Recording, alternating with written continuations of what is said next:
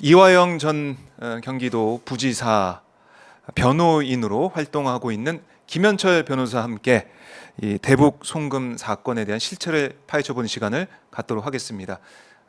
김 변호사님 함께합니다. 안녕하십니까? 안녕하십니까? 네, 반갑습니다.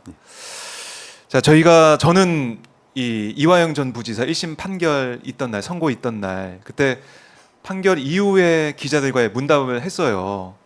그때 화면을 통해서 생중계를 통해서 봤었는데 참 이 감정이 북받쳐 올라서 너무나 힘들어하는 모습을 제가 보면서 많은 분들이 또 가슴 아파하고 재판 결과에 대해서 많이 또 분노를 하셨을 것 같습니다.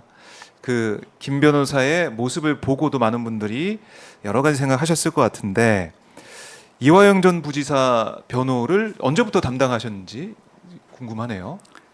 제가 작년 네. 9월경부터 맡았습니다. 작년 9월부터 예. 지금도 계속 맡고 예, 계시는 그렇죠. 예. 상황이죠. 예. 이화영 전 부지사는 지금 어떤 상태인지 이것도 좀 궁금합니다. 많이 힘듭니다. 많이 힘들어하는. 예. 안양교도소가 네. 그 시설이 많이 낙후돼 있고 또 뭐 어떤 이유에서인지 그 CCTV가 있는 방에 배정이 됐어요. 그래서 CCTV가 있다고요? 예, 그렇습니다. 아주 작은 방이고 네. 또 워낙 오래돼서 그 변기에 그 때가 가득하다고 하더라고요. 그러니까 이제 그 독방은 그 한 0.8평 정도 되는데 네. 누워 있는 자리 정도에 저기 이제 변기가 있습니다.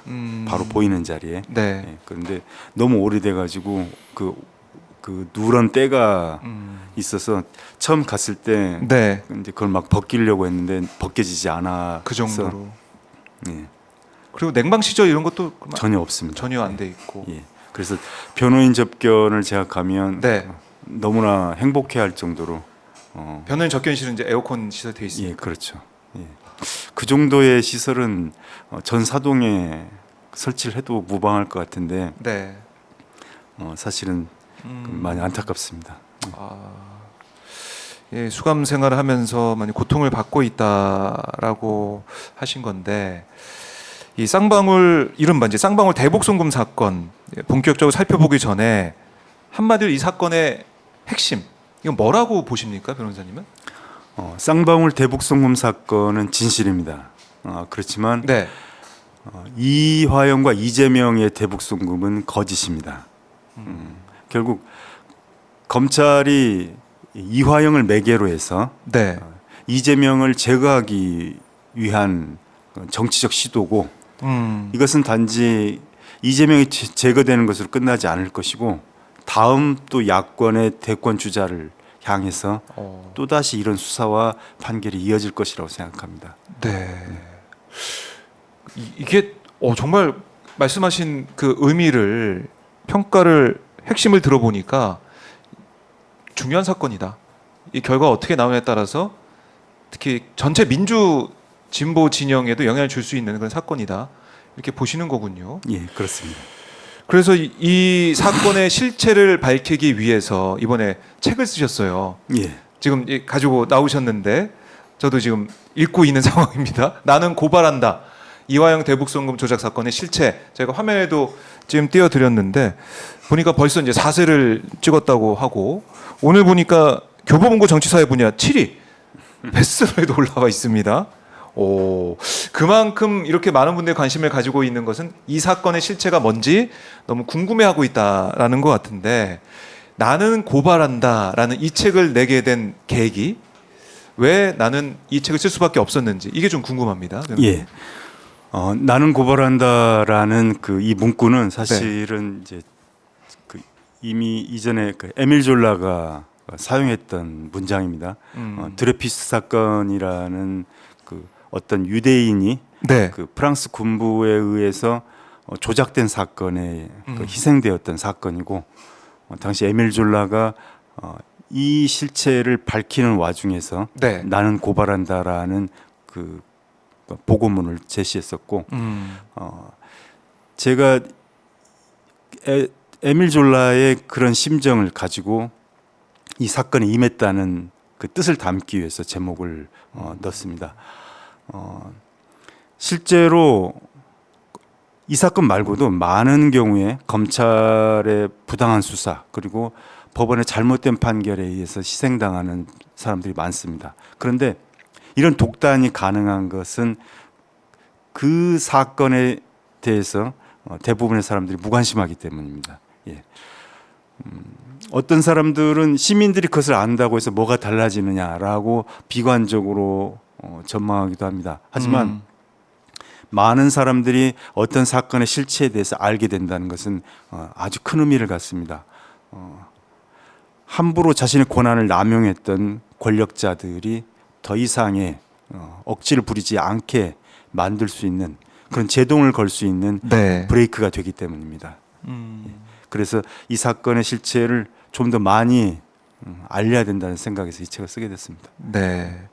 그래서 이 뜻한 대로 좀 많이 좀 알려주고 있다 이렇게 볼 수 있는데 그럼 뭐 저희 뭐 책 내용도 얘기를 하겠지만 우선은 쌍방울 대북송금 사건 이게 뭔지 이것부터 한번 변호사님 통해서 한번 듣고 싶습니다. 저희가 이제 언론 통해서 많이 뭐 보고 듣고 했는데 변호사님이 보고 계신 이 사건 이 어떤 겁니까?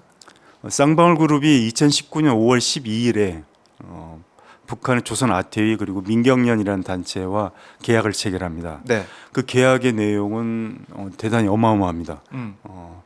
200조 원에 달하는 희토류 그리고 기타 지하 자원을 개발할 수 있는 권한 네. 그리고 금강산 개발, 남포동, 백두산 개발, 태양광 발전, 네. 철도 사업, 북한에 존재하는 기본적인 리소스 전부를 쌍방울 그룹이 독점하는 계약입니다.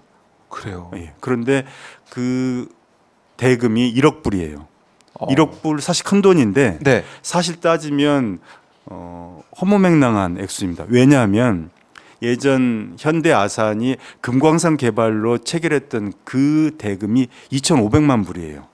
그런데 이 계약의 내용에 비춘다면 4배밖에 안 되는데 아하. 여기는 금강산도 포함되어 있습니다. 네. 쌍방울의 계약에는. 아까도 얘기했듯이 희토류 200조 원 상당의 개발 권한 어마어마한 북한에 존재하는 모든 자원을 그냥 쌍방울 그룹이 다 가지는 겁니다. 야. 사실은 그런데 예. 너무 허무맹랑하죠. 그리고 계약의 상대방이 조선인민민주주의 공화국의 권한을 가진 그런 대표가 아닌 민간단체 민경련의 회장이에요. 그러니까 과연 이 정도의 리소스를 독점시킬 수 있는 권한이 있는지 의문스러운 네. 당사자 자체가 예. 그리고 이런 내용 자체가 허무맹랑한데도 불구하고 일단 계약을 체결했고 이제 그게 계약금이 500만 불인데 네. 그런데 계약금이라고 표시되어 있지 않습니다. 그 계약서에는 계약금이 없어요. 아니 계약금이 없는 계약이 있습니까? 그렇죠. 이게? 1억 달러에 해당되는 계약을 체결하는데 계약금이 없습니다. 대신에 스마트팜 비용을 운운하면서 그러면서 인도적 지원을 해달라고 하면서 500만 불을 제공합니다. 여기서 쌍방울 그룹이 그리고 김성태가 이 1억 달러를 조달하기 위해서 해외 펀드에 투자를 유치합니다. 그러면서 당시에 이 투자 계획에 그 관심을 가졌던 미국계 헤지펀드가 질문을 합니다. 네. 왜 민간 기업이 인도적 지원 사업을 하느냐고요. 아주 핵심적인 질문이죠. 민간 기업이 예, 계약금을 주면 계약금을 줬지 왜 인도적 지원 사업을 하느냐라고 아하. 질문을 합니다.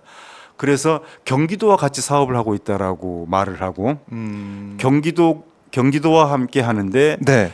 그 대금을 쌍방울이 대신 지불하는 것이고 사업 기획 아까 얘기했던 희토류, 관광자원 개발, 뭐 철도 사업 그리고 태양광 발전 사업 이 모든 것들의 기회는 쌍방울이 다 가진다라는 설명을 합니다. 상당히 모순되죠. 예. 그러게요. 예. 그런데 이제 아마도 제 생각에는 김성태는 이 계약이 자기 스스로도 허무맹랑하다고 생각했을 것 같아요. 그럼에도 불구하고 김성태는 이 계약이 체결되는 것으로도 사업이 성사되지 않고 계약만 체결돼도 이득을 얻을 수 있습니다. 뭐냐면 주가의 상승입니다. 주가의 상승. 그런데 당시 이 5월 12일자 계약을 체결할 때 이 계약을 비공개로 하기로 정해졌습니다. 납득하기 어렵죠. 네, 이게 정말 계약이 되는 게 얼마나 좋은 호재입니까? 그렇죠. 근데 북한이 이걸 비공개로 하기로 하고 네. 나중에 평양에서 공개 합의서 체결식을 갖자라고 제기합니다. 사실은 돈을 두 번 뜯어내려는 의도라고 봐야 되죠. 결국 그래서 김성태는 방북을 하려고 노력을 합니다. 5월 계약을. 12일 계약이 비공개이기 때문에 네. 이걸 오픈하지 못하니까 이걸 소재로 해서 주가를 띄울 수 없죠. 하하. 그러니까 북한에서 공개 합의서 체결식을 거쳐서 그러면 공개되고 그렇죠. 그게 그러면 북한에서 쌍방울 그룹과 북한이 이 많은 자원들에 대해서 독점적 계약을 체결한다는 사실 자체, 이것이 공개되는 것 자체만으로도 쌍방울 그룹의 주가는 엄청나게 뛰는 거죠. 그렇네요. 예, 그러니까 이게 김성태가 목표했던 바죠. 아, 예. 이게 핵심이다. 예, 쌍방울 대북송 사건의 핵심이다. 예. 그러니까 김성태 회장이 주가를 띄우기 위해서 계약만 공개적으로 되는 것만 나오면은 주가는 올라가니까 그걸 노린 그렇죠. 하나의 뭐 빌드업 과정이 있었다 이렇게 보시는 건데. 예. 김성태는 예. 이 계약이 완전 이행될 것까지를 원하지 않는 거죠. 예. 그것도 뭐 사실, 계약이 뭐 깨지는 말든 계약만 그렇죠. 체결했다는 것만 공개적으로 나오면 된다. 예. 한편으로 북한 역시도 네. 계약이 깨지면 계약금을 돌려줘야 되는데 계약금이라고 계약서에 표시하면 계약이 더 이상 이행되지 않을 때 돌려줘야 돼요. 되죠. 그 돈을 돌려주기 싫었기 때문에 아, 인도적 지원 사업이라는 것을 빌미로 해서 500만 불을 받은 것으로 봐야 되죠. 예. 아하, 계약금. 그러니까 어떻게 보면은 북한도 뭐 실익은 챙기는 것이고 쌍방울도 우리가 원하는 걸 얻을 수 있다. 이런 생각을 가지고 있었다. 예. 북한이 사실은 사기를 친 거죠. 아하. 북한이 사기를 친 거고 아마도 김성태는 어느 정도 알았을 것이고요. 그럼에도 불구하고 야합을 한 거죠. 계약을 공개적으로 체결만 하면 네. 자신의 성과를 얻을 수 있으니까. 하하. 그런데 여기에 이제 아주 깊은 함정이 있습니다. 당시에 그 북한을 대표했던 그 김성애 그 통전부 실장이 이화영을 들먹입니다. 이화영이 북한의 스마트팜 사업을 해주기로 했는데 해주지 않았다라고 하면서 그걸 타박을 해요. 아, 왜 안 해주냐? 이렇게. 예, 그렇죠. 그러면서 네. 김성태가 우리 형이 이화영 내 형이다. 형이 약속한 거라면 내가 해주겠다라고 진술을 합니다. 그러면서 이 500만 불의 전달 경로가 네. 형성이 되는 거예요.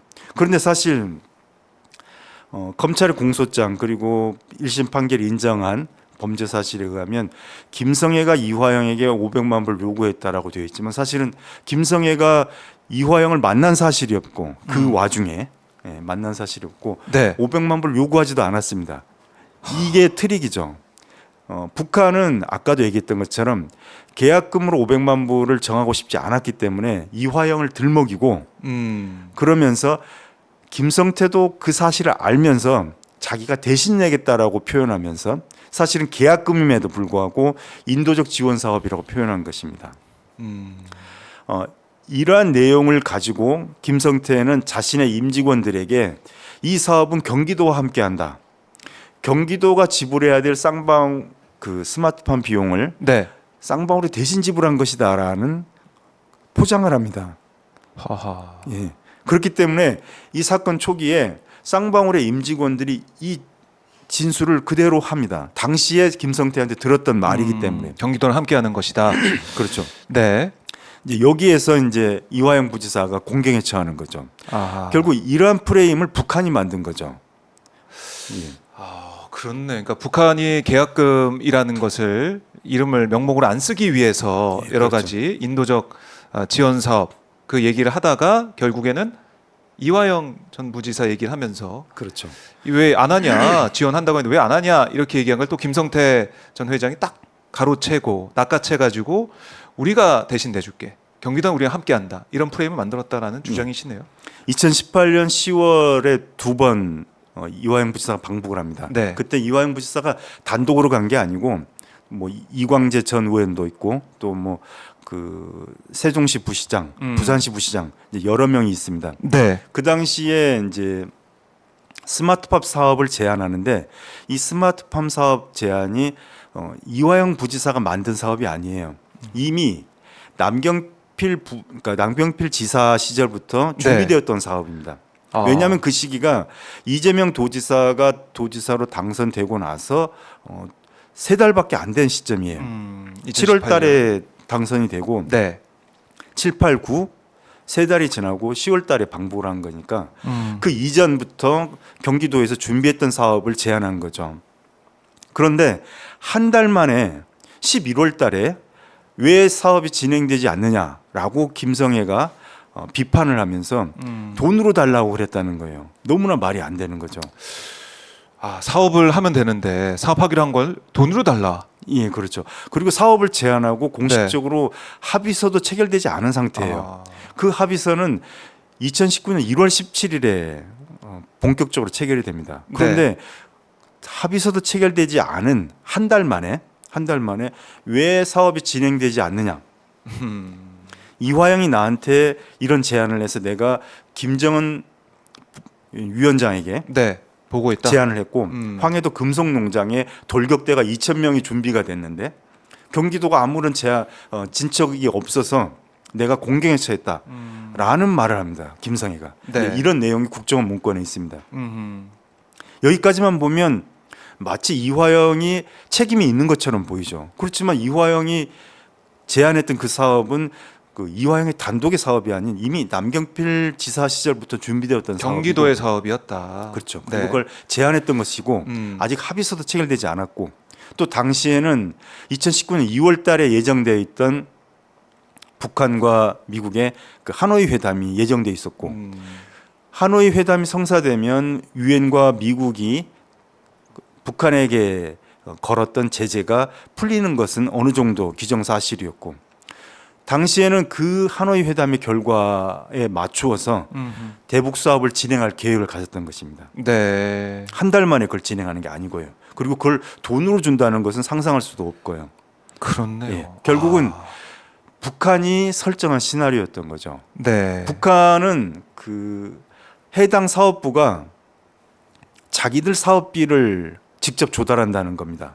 여기서 사업비라고 말하면 거창한데 그게 아니고 비행기 티켓값 그리고 해외에 갔을 때 체류비 네. 이런 돈들마저도 북한 정부로부터 지급받지 못한다고 합니다. 그러니까 알아서 하는 거예요. 예, 그 부가 알아서 예. 하는 거죠. 그러니까 이제 이런 방식으로 사기를 아하. 쳐서 돈을 조달하는 거죠. 당시 국정원 직원이 그 법정에서 그 증언할 때 네. 뭐라고 진술하냐면 아마도 하노이 회담을 가기 위한 그런 비용을 조달하기 위한 방편이 아니었을까. 그러면서 거마비라고 표현합니다. 이런 거마비를 챙기지 않고서는 미국이나 또 다른 해외를 나갈 수 없을 정도로 네. 그렇게 가난한 나라이기 때문에 아하. 각각의 부서가 이런 돈을 직접 조달을 하는 거죠. 야, 이 말씀을 쭉 들어보니까 이게 이화영 전 부지사가 이렇게까지 재판을 받으면서 나중에 연루가 돼서 핵심 뭐 죄인으로 이렇게 1심 판결을 받을 일이냐라는 생각을 지금 여기까지만 말씀을 듣고도 좀 의문점을 가지실 분들이 많을 것 같은데